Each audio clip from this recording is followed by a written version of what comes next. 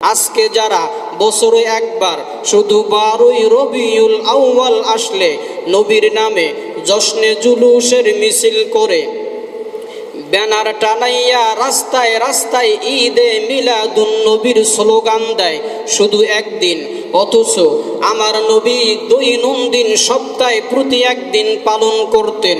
অতএব তোমরা যদি আমার নবীর খাঁটি আশিকে রাসূল হতে চাও, বছরে একবার না, প্রতি সোমবার দিন নবীর অনুসরণ করে রোজা রাখো।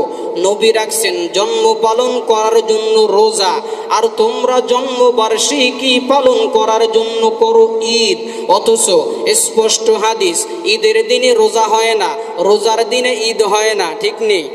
ঈদের দিনে রোজা হারাম, রোজার দিনে আবার ঈদ হারাম। অতএব নবীর জন্মবার্ষিকী পালন করার জন্য নবী রেখেছে রোজা।